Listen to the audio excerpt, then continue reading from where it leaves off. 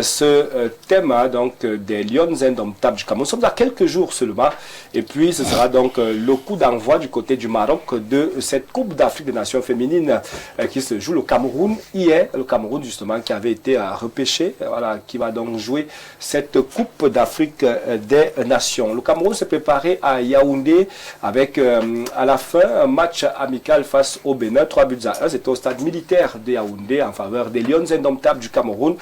C'était une bonne préparation. Est-ce qu'on peut quand même se dire que le Cameroun peut aller chercher cette fois cette étoile? Voilà, tant longtemps cherché, on court derrière une étoile depuis des années aujourd'hui. Est-ce que le Cameroun peut justement aller chercher ce qui lui manque donc dans ce football féminin depuis des années déjà? C'est la question bien sûr ce soir avec l'évaluation de la préparation des Lions indomptables du Cameroun. Fidel Castro, on commence par vous. On a vu justement les Lions se préparer à Yaoundé, c'était du côté du complexe Mundi, c'était des matchs du côté du stade des militaires, c'était un peu de partout avec des matchs amicaux également avec d'autres équipes locales et à la fin c'était face au Bénin. Est-ce qu'on peut se dire que le Cameroun est prêt, les Lions sont prêtes pour aller justement à cette Coupe d'Afrique? Vous avez vu le Cameroun se préparer uniquement du côté de Yaoundé. Vous avez vu le Cameroun se préparer uniquement en disputant les matchs contre les équipes locales et contre le Bénin. Mais vous avez oublié de dire que le Cameroun a également effectué des matchs amicaux contre le Nigeria, hors du Cameroun. D'accord. Non, la préparation d'une CAN, ce n'est pas 1 ou 2 semaines. Vous savez, la préparation d'une compétition, et c'est ça qui parfois pose problème, c'est que généralement on se concentre à si vous voulez, à 2 ou 3 semaines d'un événement. Et c'est là où tout le monde commence à jeter les feux sur la sélection.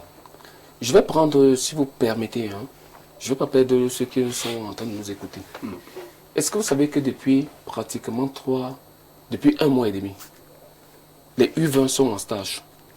Ouais. Vous savez? Ouais. Ils sont en stage. La sélection U20 masculine est en stage. Vous le savez?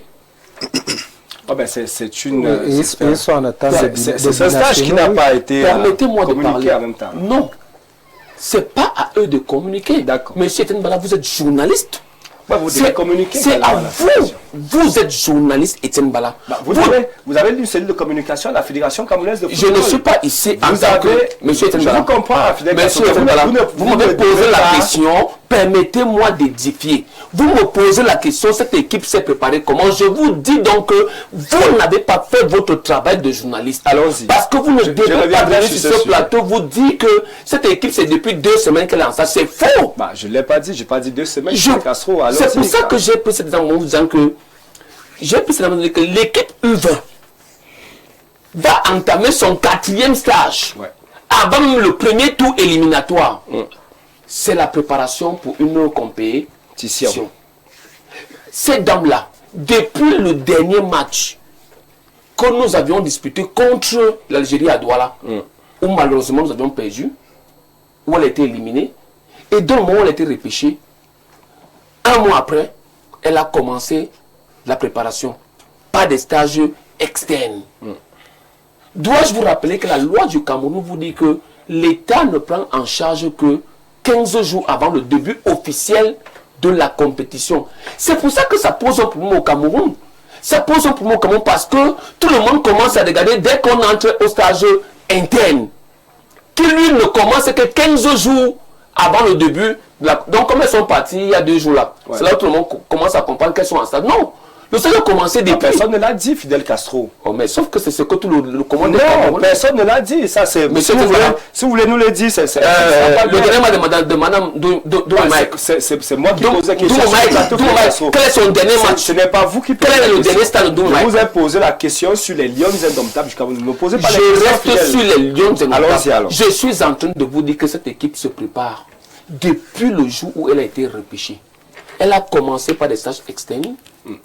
Les 15 stages externes ont débouché à la fin par un stage interne. Le 15 stage externe, on commence par l'évaluation, la détection et on a retenu un gros des joueurs.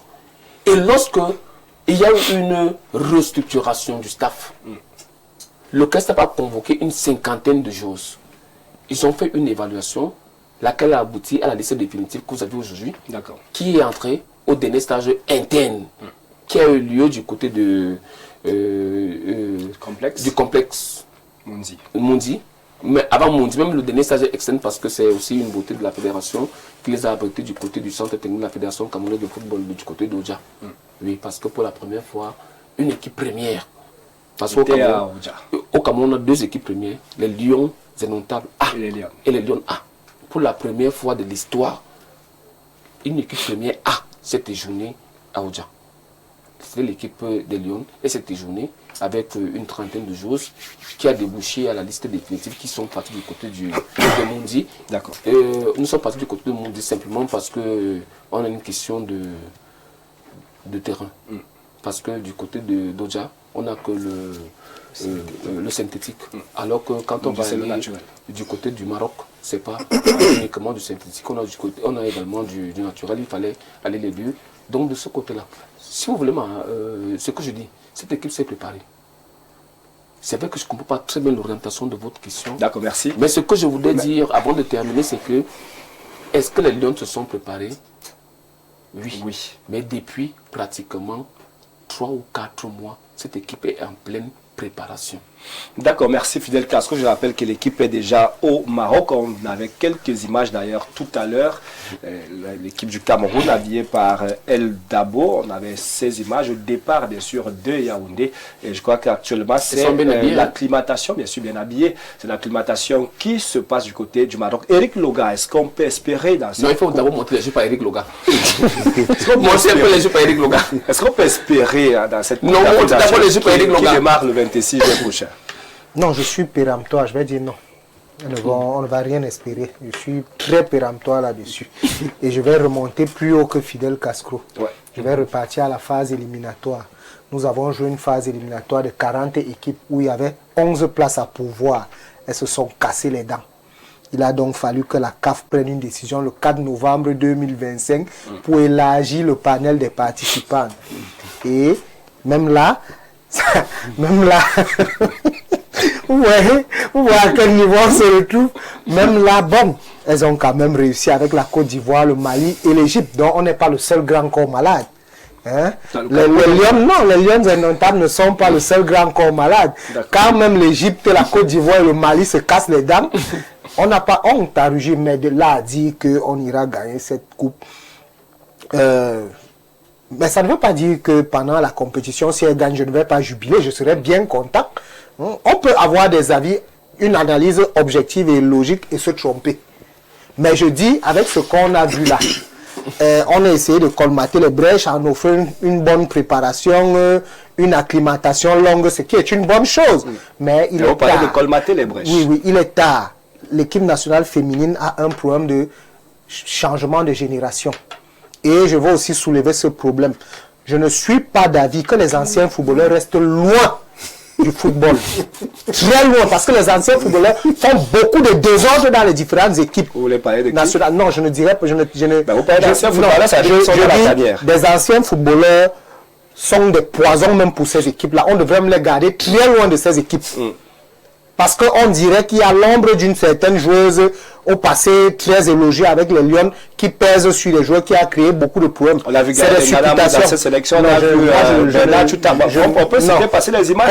Qu'on les garde très loin. Moi, je ne suis pas dans cette histoire-là.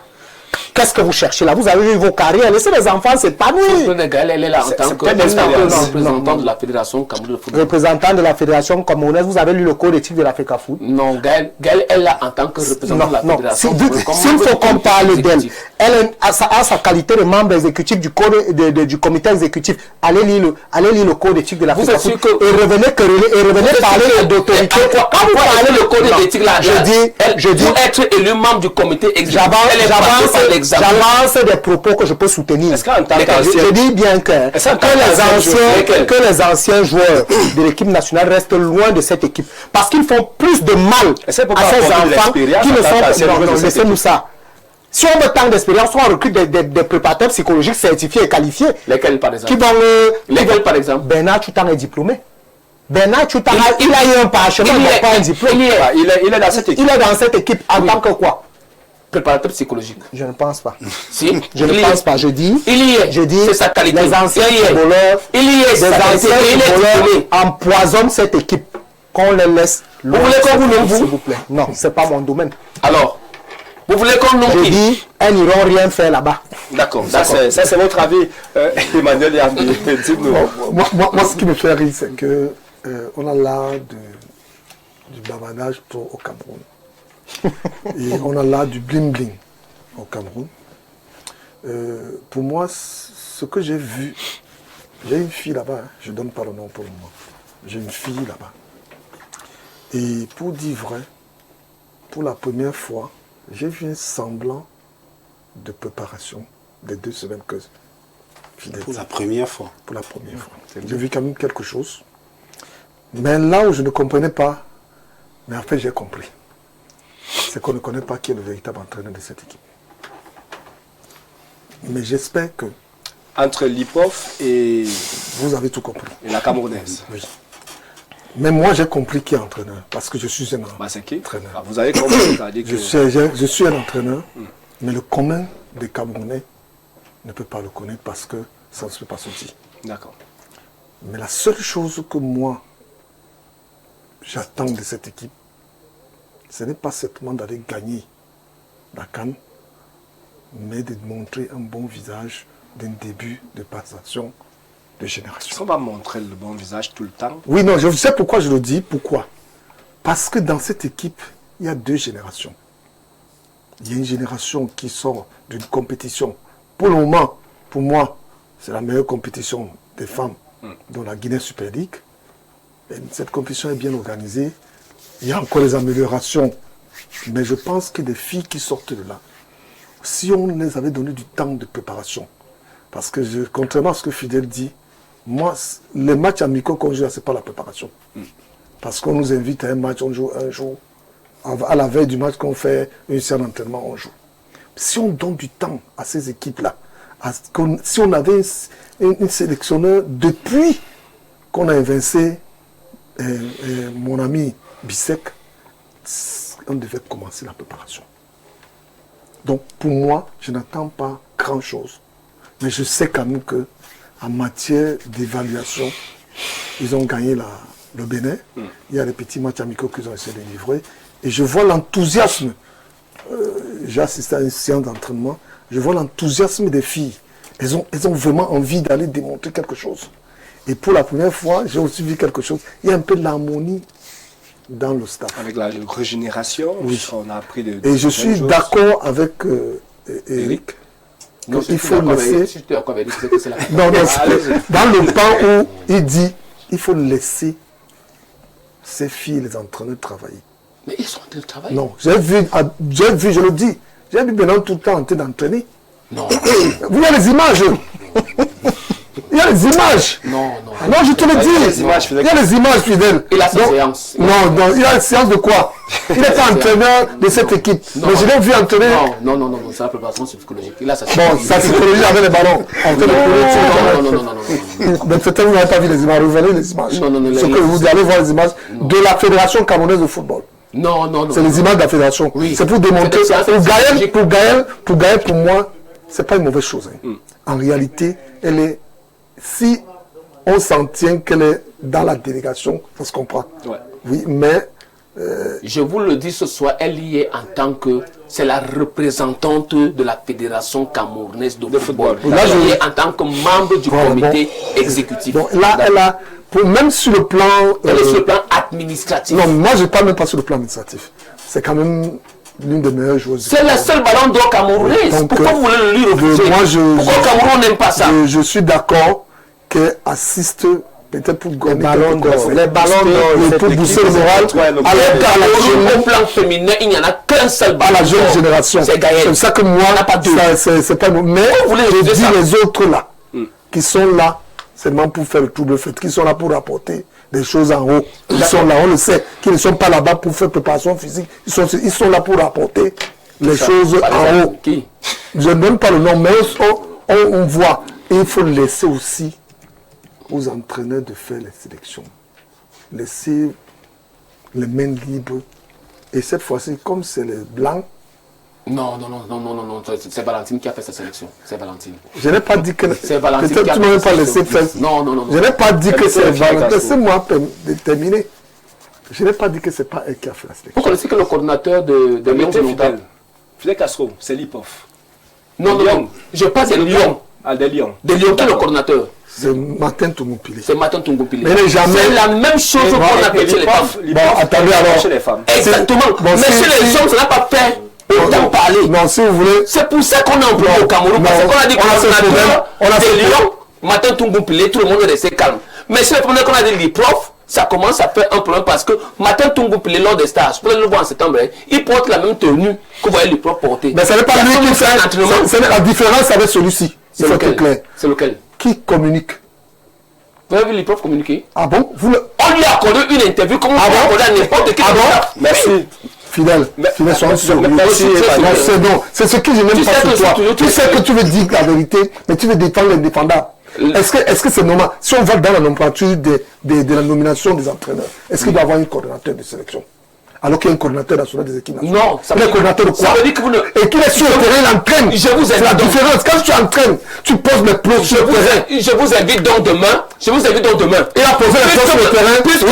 Puisque vous êtes entraîneur, je vous invite donc demain.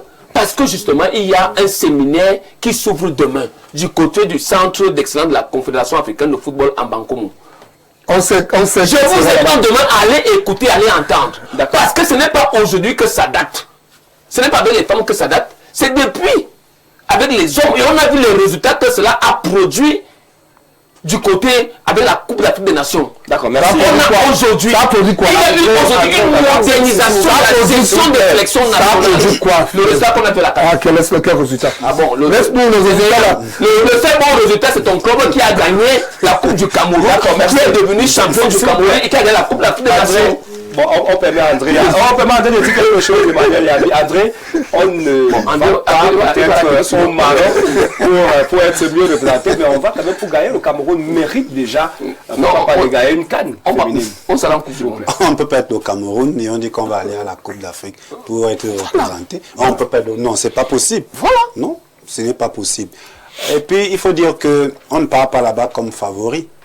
Il faut le dire. Donc, si on ne gagne pas, moi, je ne serais pas surpris. On a dégringolé. On n'est plus la nation qui faisait peur. Je crois qu'en 2018, 2017, 2016, on était parmi les meilleures nations africaines. En 2016, nous étions à la finale. On a contre le Nigeria, on s'est fait battre contre le Nigeria ici. À Yaoundé. Voilà, on a un entraîneur, Doko, qui est aujourd'hui au tout-puissant Mazembe. Féminin a été meilleur entraîneur en 2018, je crois. Il a été meilleur entraîneur par la suite. Justement, je crois qu'il a remplacé la Marocaine. Il a encore remplacé au tout-puissant Mazembe. Donc, je dis que c'est pas 4 mois de préparation qui feront en sorte que cette équipe soit favorite. Ouais. Maintenant, comme je le dis, c'est pas parce qu'on n'est pas parmi les favoris qu'on ne peut pas gagner. Non. Si on gagne, après, ce serait une bonne chose. Mais je ne suis pas vraiment... emballé. Oui, je ne suis pas emballé. Je vais regarder la compétition comme un Camerounais qui lorsque le vert ou jaune se retrouve quelque part, il faut être derrière. Mais je n'attends pas de cette équipe. En face, on a le Mali, le Cap-Vert. On a une équipe, cette équipe du Cap-Vert qui se prépare tant bien que mal, avec quelques images du côté de la réalisation. Vous avez le Ghana qui est devant nous au classement. Le Cameroun, c'est le Cameroun, comme on dit André.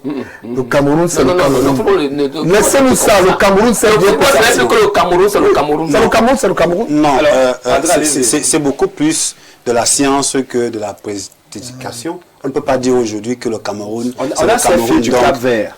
On est allé gagner la CAN 2017. On est allé gagner la CAN, s'il vous plaît. On est allé gagner la CAN 2017.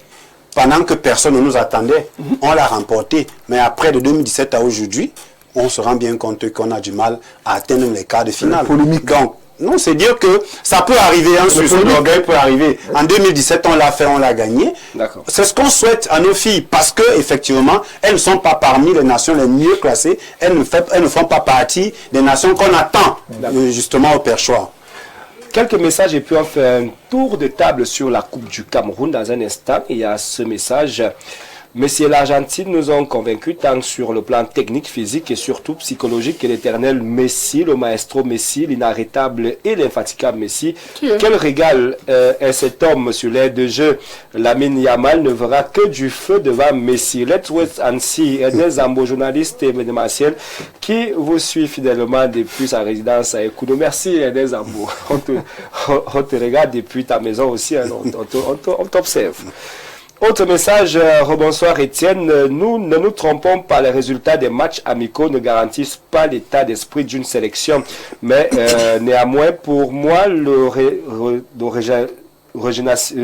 rajeunissement de celui-ci nous fait croire d'avoir de l'espoir. Merci au nouveau staff, monsieur du Danemark, qui a donc gagné une Coupe d'Europe avec étant repêché. Vous n'avez aucune leçon à donner aux anciens.